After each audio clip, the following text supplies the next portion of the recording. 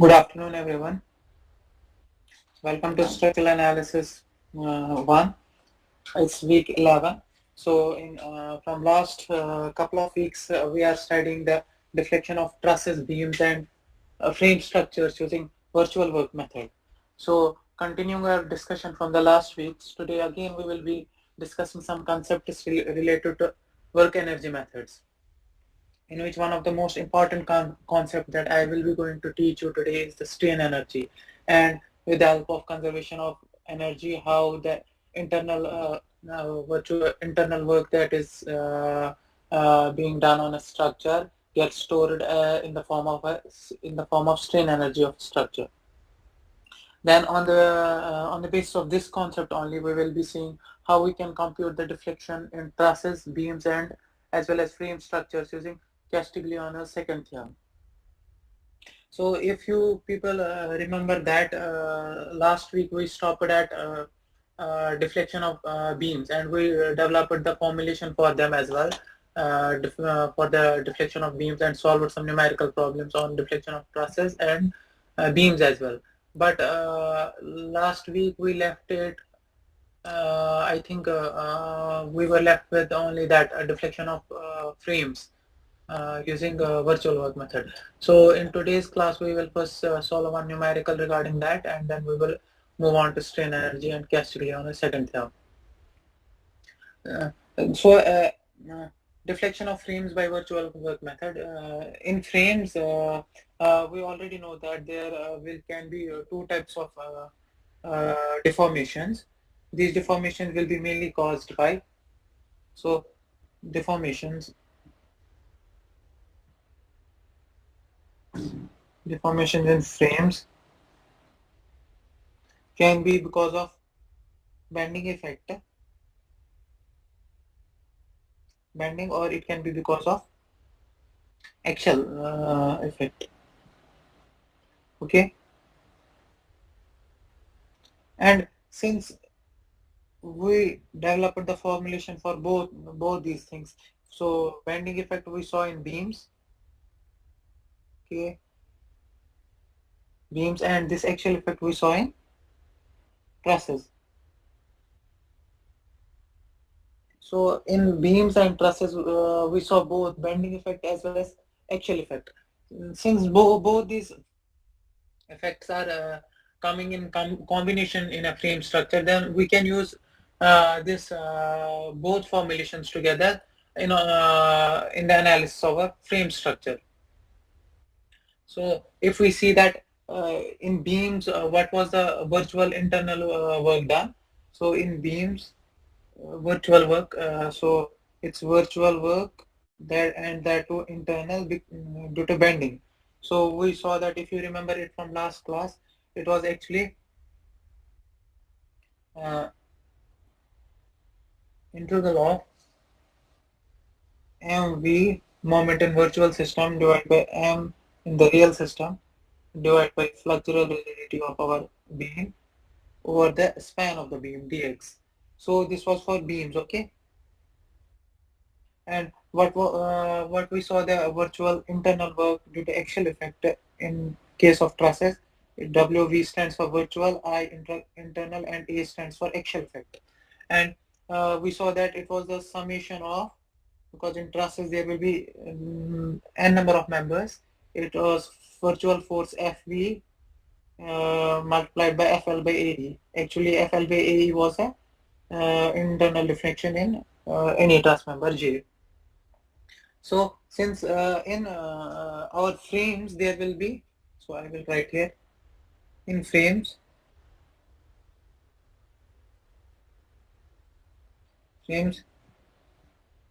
there are n members, okay. So for frames this expression will change to, for n members we will have to take the summation of all those virtual work, internal virtual due to bending in each member, and it will be the summation of integral over mvm by ei times dx, okay. So for frame this will remain the same, and We already accounted for different n number of members in actual effect. This expression will remain same. Summation FV for virtual member force times the member deflection FL by A. So we got both effects. We got axial effect here. Sorry, this is not the axial, this is a bending effect.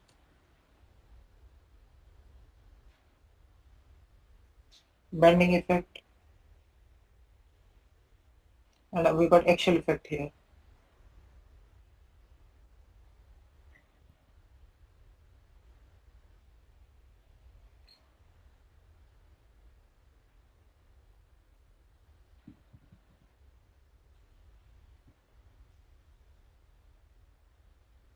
Since we got both effects, now we are good to go to calculate the deflection of our frame member. Then, because of these two effects, what I can write the total internal virtual work in our frame structure.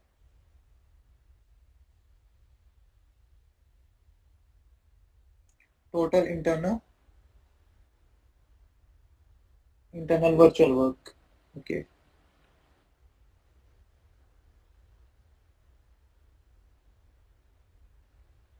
virtual work.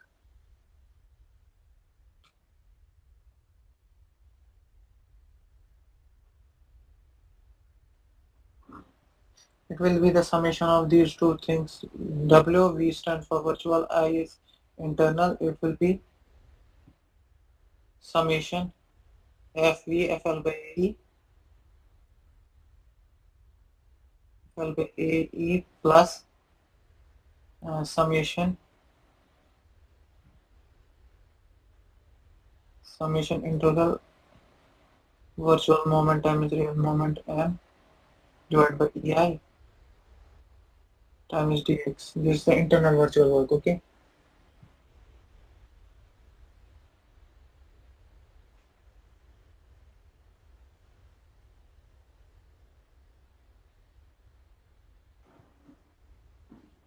So we will use the same thing here. What we used in the beams and truss formulations. Like we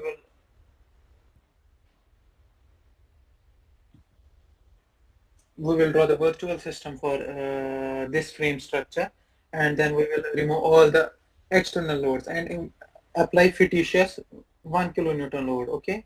That will go through the real deformations delta. Then the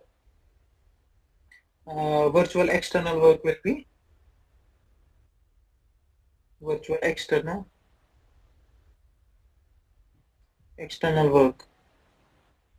It will be W virtual external will be, since we are applying 1 kilonewton load, it will be either 1 into delta if we are interested in computing the deflection at a point, or it will be virtual external load will be equal to 1 kilonewton meter into theta if we are interested in computing the slope. I told you if you have to compute a slope at a point, you just give 1 kilonewton meter moment at that point. If you are interested in computing the deflection, you give 1 kilonewton load at that point. So we can equate the external virtual work to the internal virtual work. We can get the expressions for the deflections and slopes like this. 1 into delta will be equal to summation FV by E plus summation integral MV times M by EI times dx. This is for deflection, and 1 kilonewton meter times theta. If you are interested in computing the slope at a point, it will be again the same internal virtual work FV FL by E plus summation integral MV by EI dx.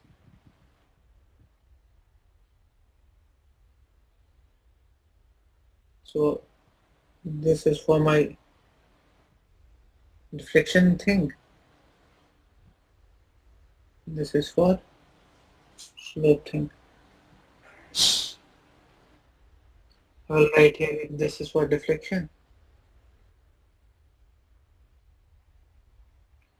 Deflection in a frame, okay?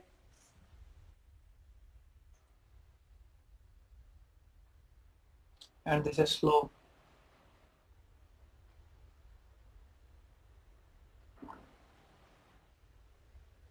So we developed the formulation for computing these two things.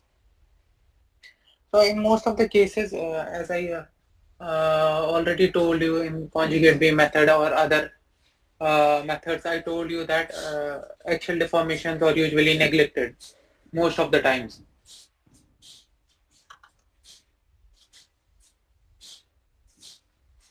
So if these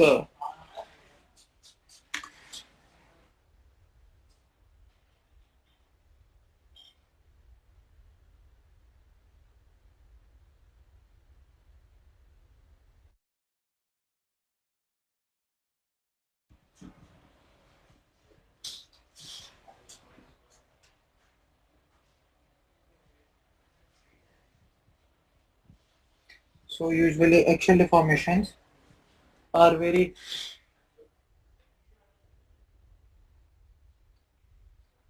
most cases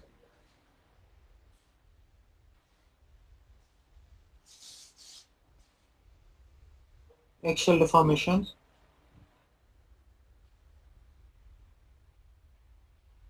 axial deformations are very much less than bending deformations.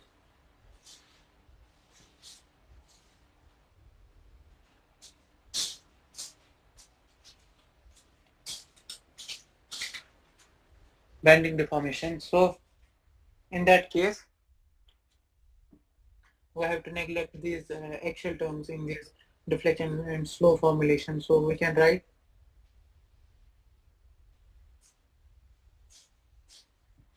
1 into delta is equal to summation times mv m by ei dx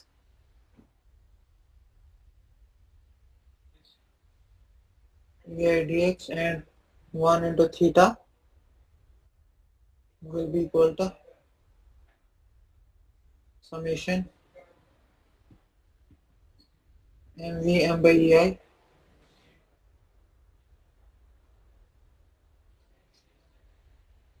dx. Okay,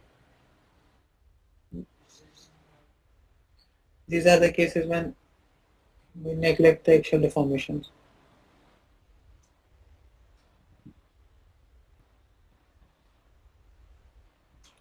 Okay, these again are the two things which are for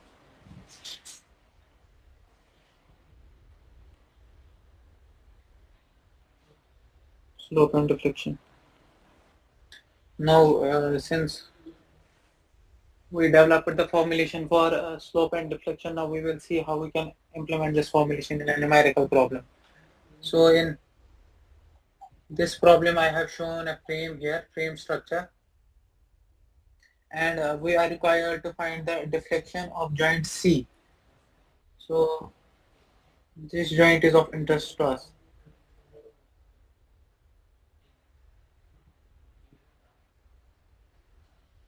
We have to find here, in fact, rotation, that's the slope. So we have to find the rotation of this joint C. So how we are going to proceed in this question is that since we have to find the rotation of slow joint C, so we will form a virtual system for it, in which we will be removing all the applied external loads on the structure, and then we will apply 1 kilonewton meter moment at joint C, and apply this virtual work method to get the slope. So how we are going to do this? First, we will draw the free body diagram of our structure like this.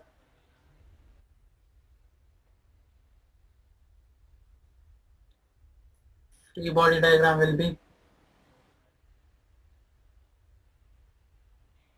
like this.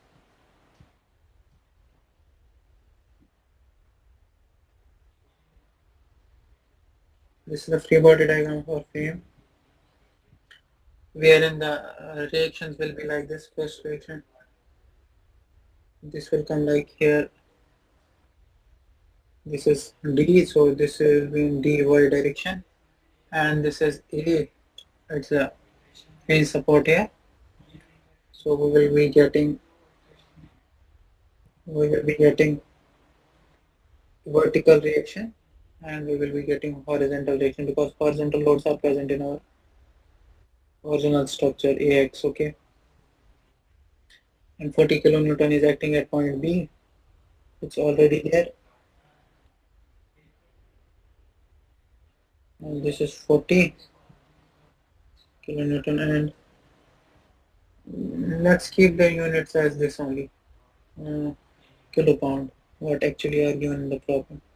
We can eventually convert these to kilonewton or SI units. Okay, that's not an issue. And uniformly distributed load, that was already present there, 1.5 kilopound per feet. Okay, so now quickly we will compute our things like this. So first equilibrium reaction equation, we will write summation fx should be 0, and we will take forces along this direction to be positive. Since AX is acting along this direction, you can see here AX is acting along this direction. AX 40 kilopound is acting in this direction, so it will be minus 40.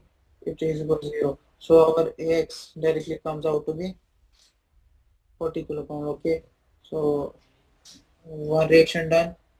Then we will write, since this is a hinge joint here. Okay, hinge, we can write summation of MD is equal to 0, and taking anti-clockwise moments to be positive. Okay, so because of AY, what will be the moment at that point? AY times its lever arm. Lever arm is AY times lever arm is this 30 feet. Okay, this is causing a, this is AY is here like this.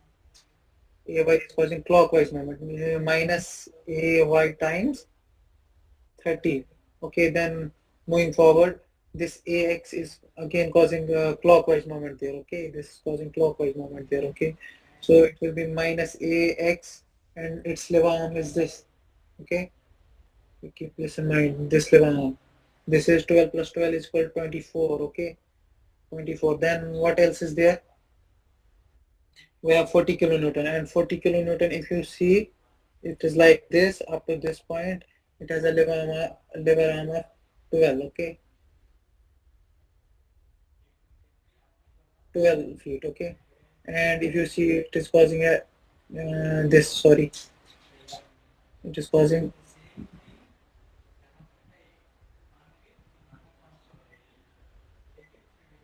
it is causing minor anti-clockwise moment, so it will be 40 times 12. Lever arm is 12 perpendicular distance. And now this about this uniformly distributed load, it is acting downwards like this, downwards, and it is causing anti-clockwise moment. If people are able to see, it's causing anti-clockwise moment, so it will be positive. First equivalent load will be 15 times distance is 30, and its equivalent distance to the CG will be 30 by 2. Okay, is equal to 0. So AX is already known. Plug in AX here, and calculating the value of AY, it will come out to be 6.5. Okay,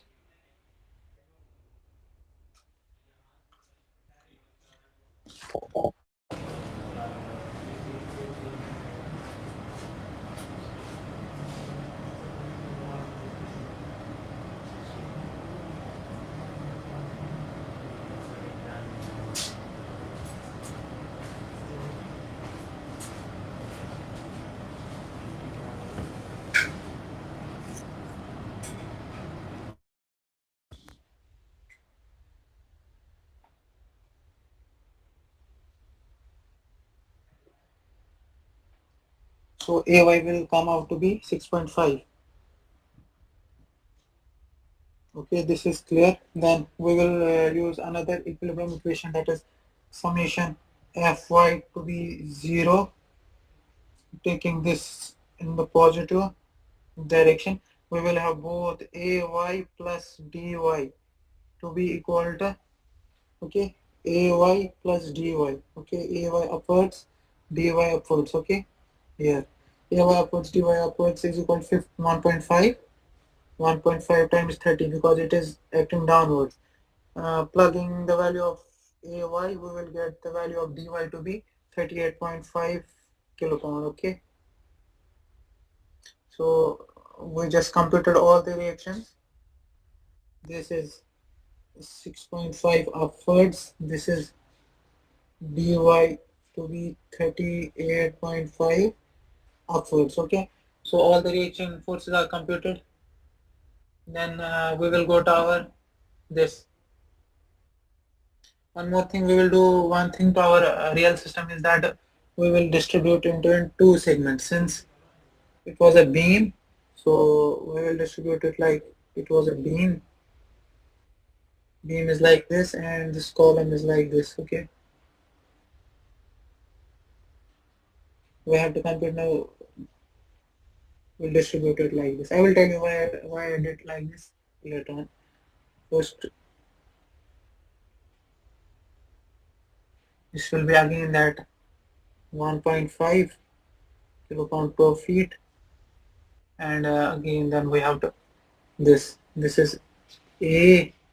Sorry, this is not A. This is C. This is C. This is D. This is C. This is B. This is C and this is A, and this is B.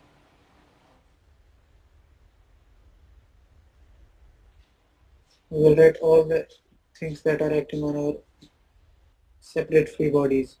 40, 40. Then if we draw the free body, this was acting 6.5, okay.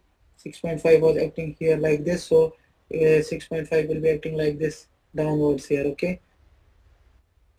This 6.5, and then in order to balance this 6.5, upward 6.5, so upward 6.5 will be acting like this. Look at the beauty of this free body diagram. You are able to see all the internal forces acting on the structure. So this 38.5 is again acting at the same place. 38.5. Okay. Then what else is there? 38.5. Okay. This is. Okay. Now let's move to our virtual system. So this is. Let me mark it like this.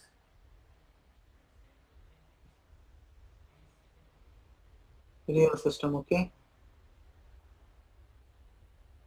Free body. It's very important. You should be able to draw these free body diagrams very quickly, okay. Now I will draw my virtual system. Virtual system is like this. It's the same beam like this. It will not be having any loading, that you people know. It will not be having any loading, and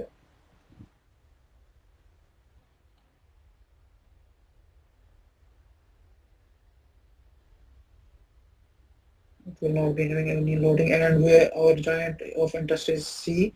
This is A, midway somewhere B, and this is D. In order to find rotation of joint C, what we will do, we will apply 1 kilonewton or 1 kilopound feet rotation here, moment here, okay.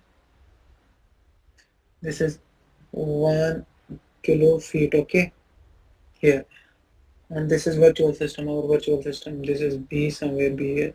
This turns out to be virtual system.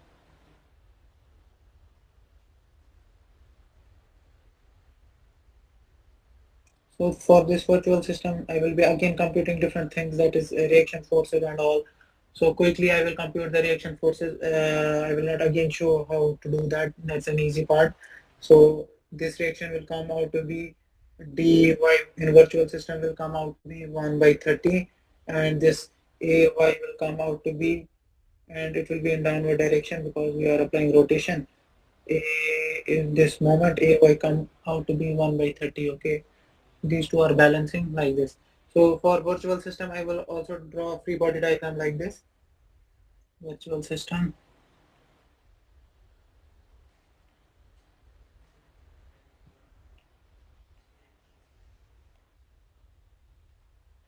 I'll add a page to.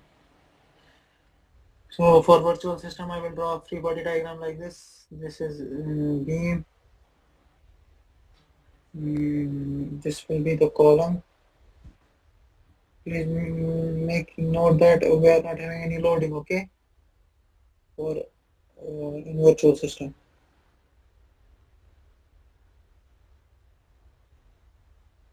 It is directly below it, not at the show the forces, okay. So in virtual system no loading is there. So here 1 dy was acting and it was 1 by 30 at point D, and one axial force of 1 by 30 was acting downwards at A, so it will be balanced by a counteractive force 1 by 30 here, like this. So in order to balance this, there will be a force downwards like this. Okay, 1 by 30. Everyone agrees with me for this point, okay? So this is C, 1 by 30, 1 by 30 is like here. I want to show one more interesting thing here is that, let me exaggerate this figure and show you one more interesting here. We will see the equilibrium of joint C as well. It will make your understanding very clear about this. So this is joint C, okay? This is the joint C that we are looking at, okay? So we are applying 1 kilofeet moment here, okay? 1 kilofeet moment here. So in order to, this is a clockwise moment here. In order to balance it, anti-clockwise moments will be developed like this. Okay, 1. So this is anti-clockwise like this. So to balance it, clockwise will be again developed like this. 1. Okay. So here this clockwise and anti-clockwise is going on. And 130. So 1 by 30 will be balanced by this. 1 by 30, and this will be, in order to balance this up downward, there will be upward 1 by 30. Okay, hope you are able to see this whole thing here. So let me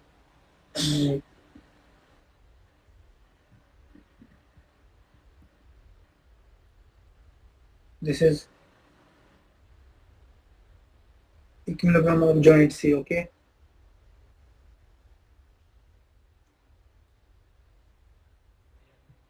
So we saw the equilibrium of joint C, everything is there.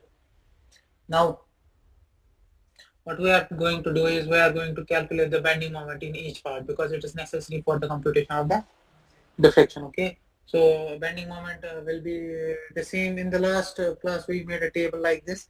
So for that one I am again making a table. So this is like table like this.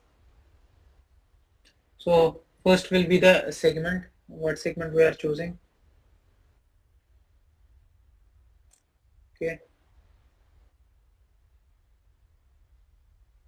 segment. And what is the coordinate system we are using? Okay, so first we will see what is the origin of that and what are the limits. And since the units are in feet, so limits will be active. So what is the moment developed in the real system? That is kilopound feet. Okay. What is the moment developed in virtual system? Okay. And V, that is kilopound feet. Okay. So let us divide the segments into different, our beam and column into different segments like this. So what will be the segment since this is B here? So segments will be like this. First segment we will take this A to B, we will take one segment, and another segment we will take C C to B. We are taking these segments only for our convenience so that we will be able to calculate the bending moments, okay? Easily. There should not be any much computations in the calculation of the bending moment. That's why we are making our columns and beams into different segments.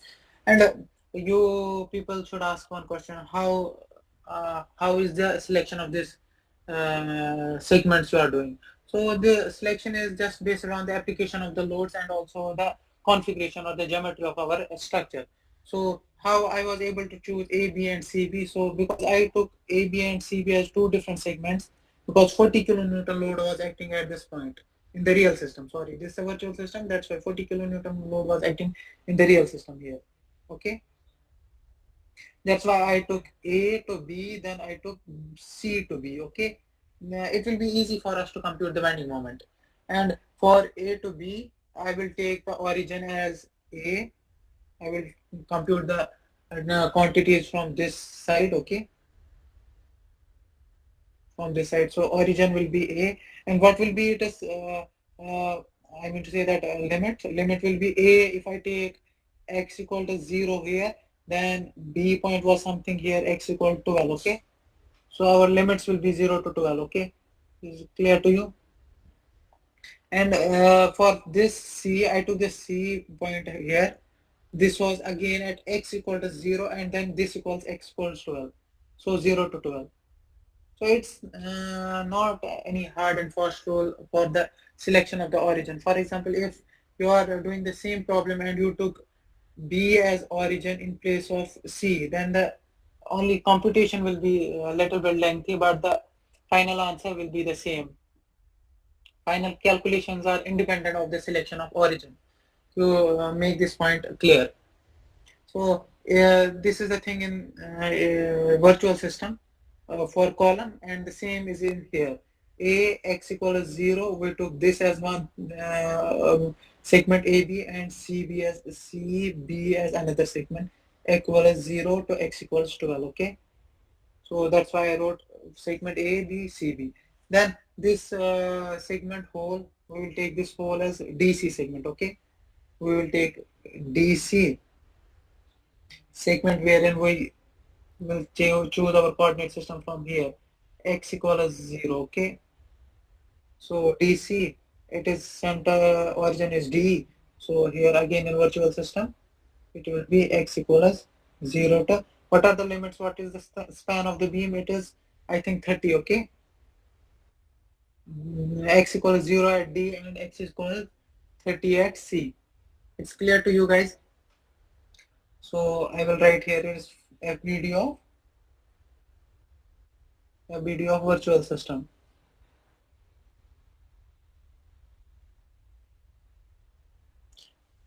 Now let's compute the bending moments in our real and virtual system. So M is a real system. So here it's the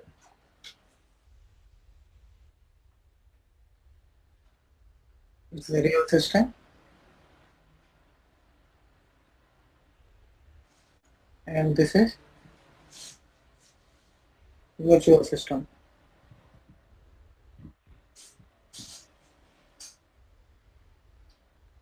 So bending moment in the real system uh, for segment AB, bending moment will be only, and you make sure that you are using only single sign convention. So you are taking clockwise moments to be positive, okay?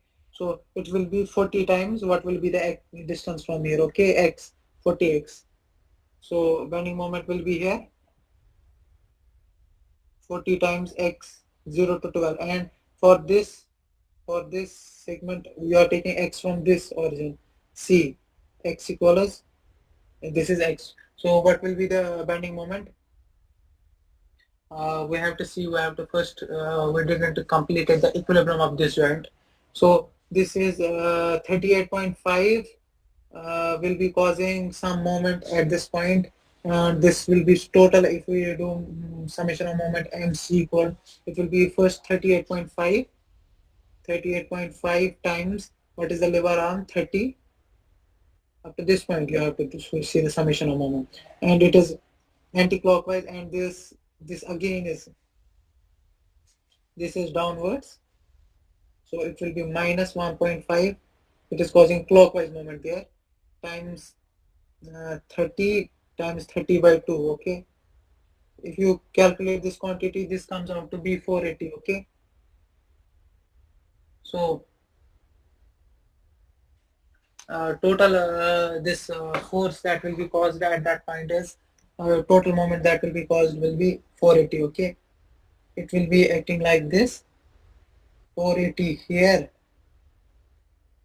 So this is obviously clockwise moment here. So in this column part, it will be anti-clockwise. Okay, so anti-clockwise moment is coming here, 480. So we will be taking it as 480 there.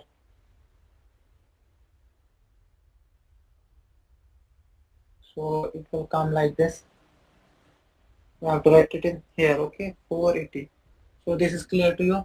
And then we have to compute in DC beam. Okay, DC beam. Beam is easy. We will write 38.5 times x. Okay, 38.5 times x. We are taking anti-clockwise moments as positive. Okay, anti-clockwise moment as positive. This 38.5 times x minus 1.5 times x times x by 2. It's clear to you at any point? So it 38.5 minus 1.5 x square by 2.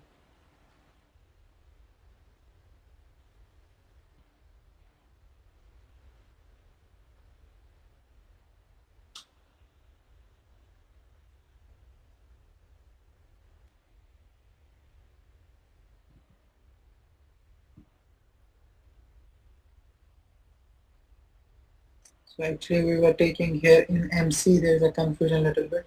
MC we were taking clockwise moment, anti-clockwise moments to be positive. Okay, so anti-clockwise moments to be positive, this comes out to be 480. So 480 will be their clockwise moment. Okay, clockwise moment, that's why I show 480 clockwise moment here. So 480 will be anti-clockwise moment here. Okay, anti-clockwise moment here, 480. And like this, similar calculations we have to do in this virtual part. So since there are only axial forces acting in A, B and C, B regions, there will be no bending moment developed. It will be zero. Sorry. It will be zero. It will be again zero here. Okay. Zero and zero will be, and there will be bending moment in our beam only. So this will be 130 times x. Okay. It's x by 30. So we computed all the quantities that are necessary to compute the rotation of joint C. So we will go to our calculations. Now, what our virtual work method says that internal virtual work is equal to external virtual work. So for that, the formula says as that 1 kilo pound feet times the rotation at joint C theta C will be equal to summation of all the segments integral over the span, virtual moment time is real moment divided by EI divided by dx. So if you see that virtual moment mv in two segments is equal to 0, so multiplication will be again 0. So we will have to take only these two quantities. Okay, because these two quantities are non-zero and they will be giving a non-zero value, and it is span, we have to integrate it between 0 to 30. That's why I was telling you why it's important to write the limits here, because we have to do integration finally. So it will be theta c will be equal to, because summation terms we already did the summation, it is so I will write individually for your convenience. So it will be 0 to 12, 0 to 12, 0 to 12. So everything will be mv m by ei dx, and this is for ab plus uh, integral, because we are doing the summation 12, 0 mv m times ei dx and cv plus last will be, okay,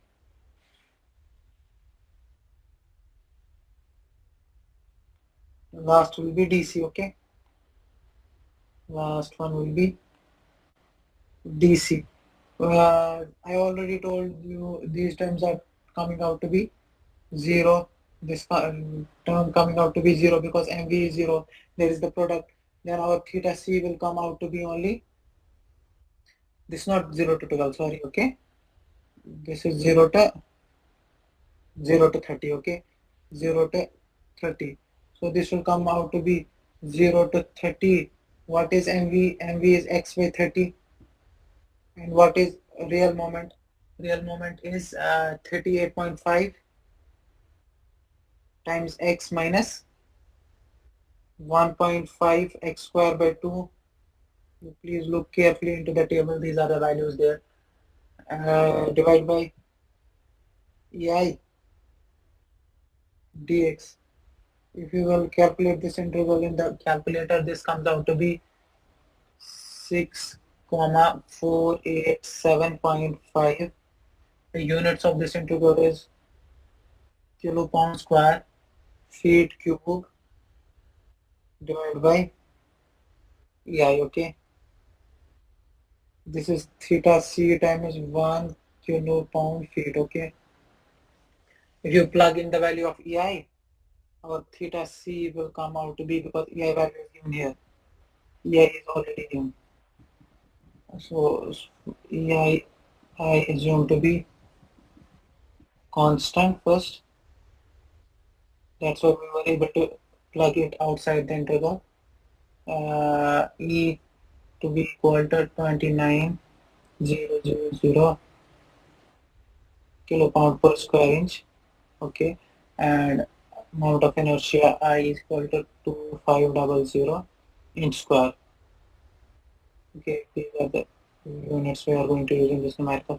If you plug in these values, your theta c will come out to be finally 6487.5 divided by 2900.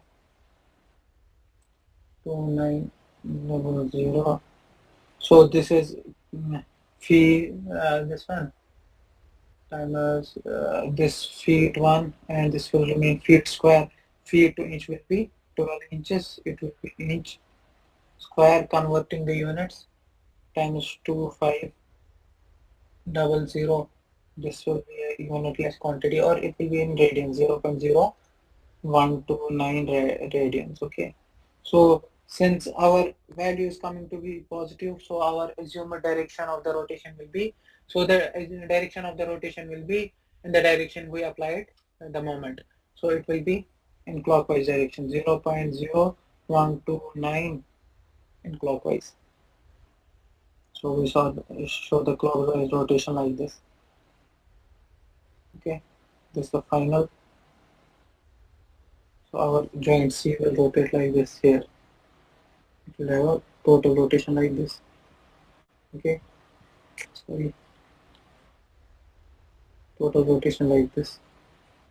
It will somehow, some way it will bend like this, then this, and this like this. Okay, quantitative defective. Okay, so these are the things. This was one of the important numericals. You practice a similar type of numericals for your exam. Okay. Then moving forward, we will see the conservation of energy and strain energy in our these trusses, beams, and frame systems. So first of all, what is actually energy? We can say energy is simply the ability or the capacity of our structure to do the work. And how we define our strain energy? We define our strain energy, it's the energy stored in our structure because of the deformation caused in our structure. So these deformations are actually caused by the internal forces that will be developed in our structure. And these internal forces are just the response of the external loading that we put in our structure. So based on the principle of conservation of energy, So whatever external energy will be, whatever external work that will be done by the external forces will be equal to the internal work that will be done by forces, and that internal work will be stored in the form of energy, and that energy is known as strain energy. So mathematically we can say that external work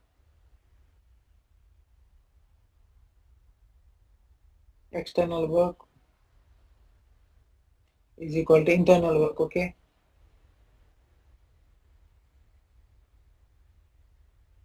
and we will denote external work WE and this by internal work WI, and this then we can say that the external work, and we know that WI is the work the internal forces perform to cause internal deformations, and that will be stored as strain energy in our system. So it will be totally equal to our strain energy too. Okay, external work done on a system is equal to the strain energy stored in our system. Okay,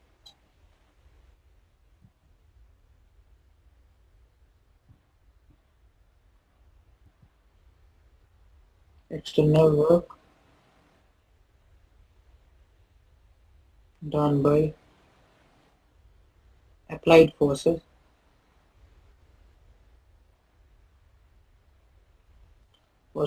on structure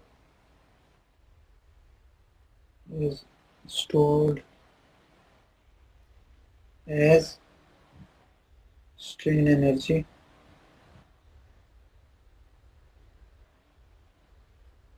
of system. Okay,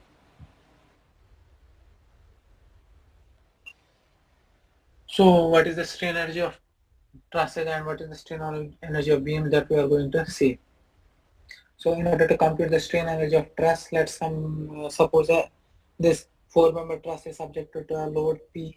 Is the same truss from virtual work principle.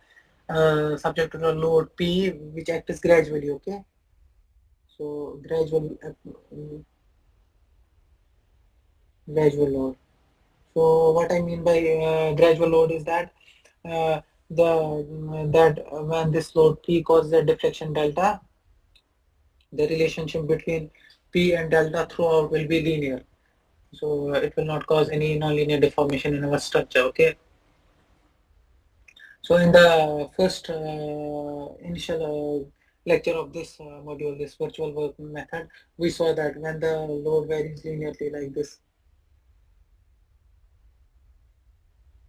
load and deflection varies linearly P and delta, the work done is the area under the P delta curve. So external work will be one half of P into delta. Okay, this is the external work done, and this external work. Now, if we look into our structure internally, suppose F is equal to member force developed in J member. Okay,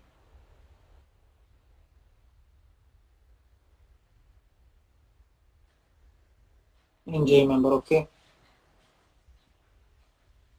when this force is developed, so the deflection in that member will be F times length of that member divided by A. Okay, this point is clear to everyone.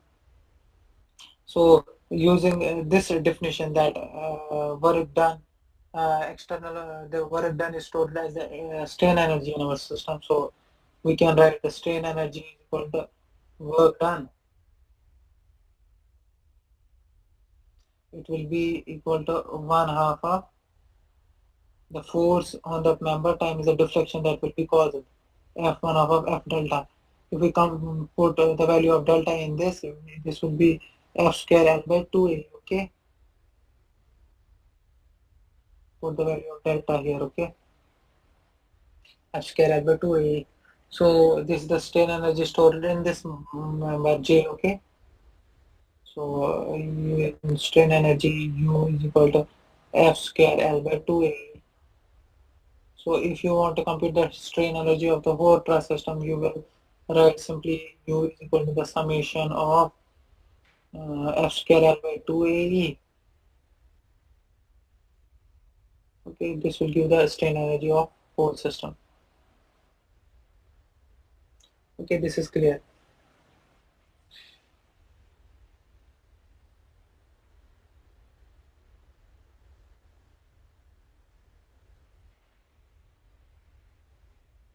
I am again saying you that how this one half of F delta is coming here, one half of F delta is coming here, because if you see that here deflection delta and force F are varying linearly. Only constant factor is there, L by E, constant proportionality. So these are varying linearly. That is why it will be the area, the triangle will be equal to the work done, and that will be stored as the strain energy. That's it. That's why it's called the one half of F delta. Continue our discussion on the same thing. Strain energy of the beams will be then equal to. So, for example, this is a beam subjected to an external load P, and this P increases gradually from 0 to its final value, so that the relationship between P and delta will be linear. And one more thing, let M be the internal bending moment acting on this differential element dx. Okay, so if bending moment M is acting, for example, this differential element was originally this side, like this. Then after the application of this moment M, this is I'm showing the internal scenes of this beam, M and M.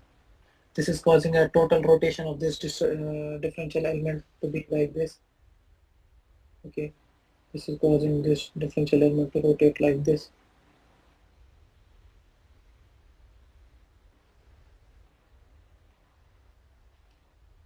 The same like we did in virtual work method. Okay, so like this. So this differential element is rotated by amount d theta, d theta. Okay, so and this was having obviously the width of dx. Okay, so if it is rotated by d theta, I already told you from the simple query what is the relationship between d theta and internal moment, and it is equal to m by I times width of that element dx. Okay, so what will be the since this moment m is going through a rotation, causing a rotation d theta in this differential element dx, so internal work wi, it will be stored as strain energy in our beam, small internal work, because the rotations are very finite d theta. So it will be small strain energy because of this small rotation d theta. Du will be, I again told you, since load P is applied gradually, again P delta curve is linear here, so there will be a factor of one half of m d theta. Okay, m d theta here.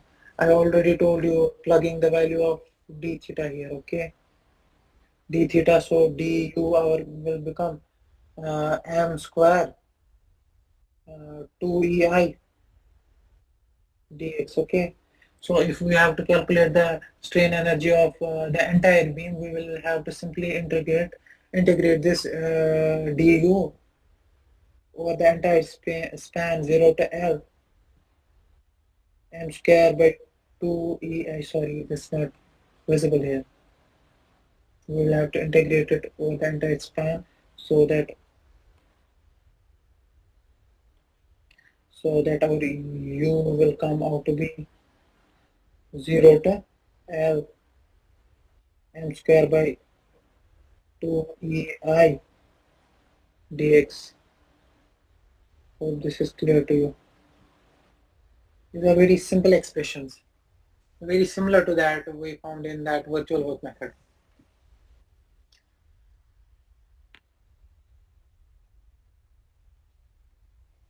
So one more thing is that if the thing that we are computing here, m square by 2 ei, if this m by ei quantity is not constant over the span of the beam. So for example, if moment of inertia A is changing at any point like this, I already told you in last class, First, if one beam is like this, then another beam is like this. So EI is obviously changing. Here it is EI1, it is EI2. So then we have to segment our beam into different segments. Like it will be M by EI1 and it will be M by EI2, EI2. So we have to use accordingly these things in this integral and then divide this integral into subintegrals, okay? If M by EI is not continuous, okay? So strain energy of frames, again we reached the same thing where we started. Strain energy of frames again will be, strain energy will be because of bending effect and this will be axial effect, okay? And again we found that both bending and axial effect strain energy just few minutes ago. This is strain energy due to axial, this is axial effect, this is bending effect, okay? So we just plug in these values here. It's very easy. So our axial effect to use axial strain energy will be taking all members into consideration, F square L by 2AE. Okay, this is axial, and we have to, since we found it for one beam, there will be n number of beams in our frame structure. So we have to take the summation of all the beams. It is summation M square 2EI by dx. Okay. Sorry, I'm writing I. It's okay. One of the same thing. 2EI by dx. So total strain energy of our frame will be combining bending and axial effects to be summation F square L by 2AE,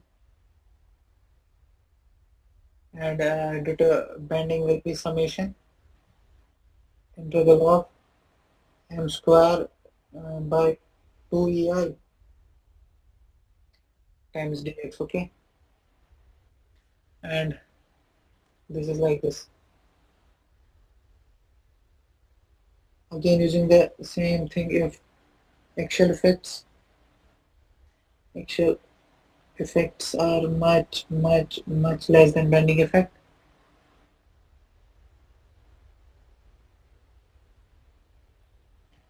we will have to just ignore the axial term and our strain energy will come out to be, because of bending effect only, that will come out to be summation M square by 2 EI dx.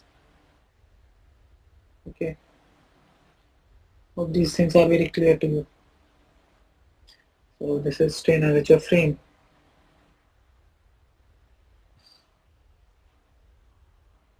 Strain energy of frame.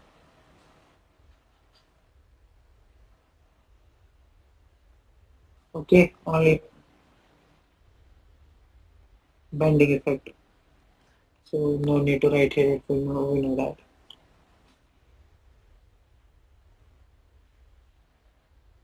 Bending effect only. So I think our time is over for today's session. I hope you people got something from this section regarding the strain energy of our trusses, beams and frames. And also we solved a detailed numerical on the deflection or rotation of frame structures, and also derived the formulation for the deflection and rotation as well. So in the, I think we have one more session left. In that we will discuss this that is left today, Castiglione's theorem, and we will also discuss ILD, inclined diagram, in that one. This will complete our sessions for this semester, that's 12 weeks. Let's meet in next session. Thank you.